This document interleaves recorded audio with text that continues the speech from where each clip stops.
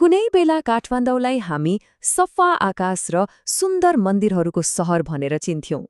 तर आजभोलि हरेक बिहान सूर्योदयसँगै धुवाँ र धुलोको एउटा बाक्लो पर्दा पनि सँगै आउँछ।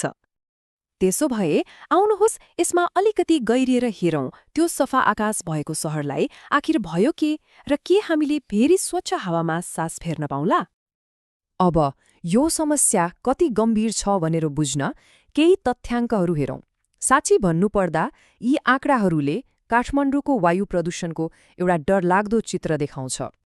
75 यो सुन्दा एउटा सामान्य सङ्ख्या जस्तो लाग्न सक्छ, तर होइन, यो काठमाडौँले भोगिरहेको तीतो यथार्थको प्रतीक हो।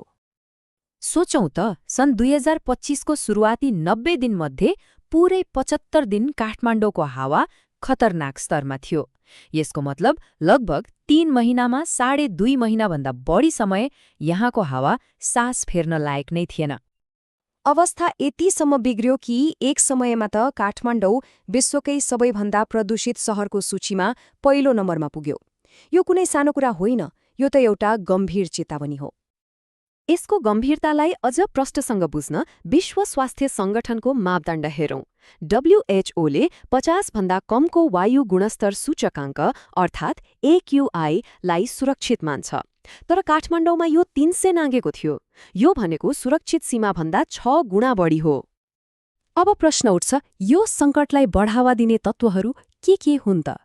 काठमाडौँ उपत्यकालाई यसरी ढाक्ने यो बाक्लो तुवालोको पछाडि आखिर के छ?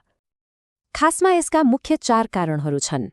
पहिलो, पुराना गाडीहरूबाट निस्कने कालो धुवाँ। दोस्रो, जताततै भइरहेको निर्माण कार्य र कच्ची सडकबाट उड्ने धुलो। तेस्रो, इटा भट्टा र जथाभावी फोहोर जलाउँदा निस्कने धुवाँ। र चौथो, वरपरका जङ्गलमा लाग्ने डढेलो। यी सबै मिलेर काठमाडौँको आकाशलाई विषाक्त बनाइरहेका छन्। यो प्रदूषणले वातावरणलाई मात्र बिगारेको छैन, यहाँ बस्ने हरेक मानिसको स्वास्थ्यमा पनि गम्भीर असर पारिरहेको छ र यसको मूल्य हामीले अदृश्य रूपमा चुकाइरहेका छौं।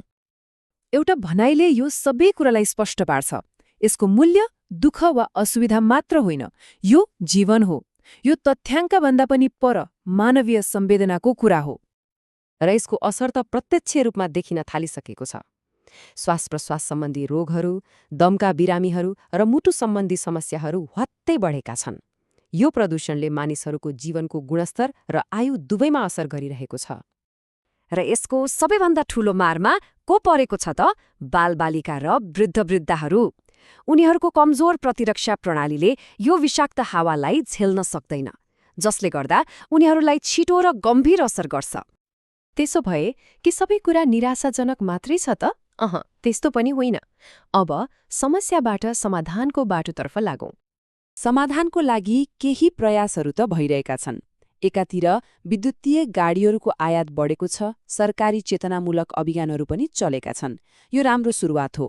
तर अर्कोतर्फ यो सङ्कटको जडसम्म पुग्न बृहत र प्रणालीगत परिवर्तनहरू नै चाहिन्छ।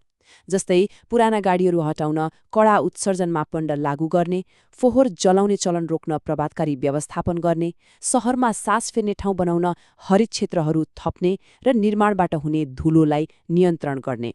यी टालटुले समाधान होइनन्, दीर्घकालीन उपचार हुन्। काठमाडौँ, जुन शताब्दीदेखि हाम्रो सांस्कृतिक रत्न र आध्यात्मिक केन्द्र रहँदै आएको छ, आज त्यो शहरलाई पीडा भइरहेको छ। यो शहरले सास फेर्न सङ्घर्ष गरिरहेको छ। तर सही चेतना र ठोस कदमहरू चालियो भने यसलाई निको पार्न सकिन्छ।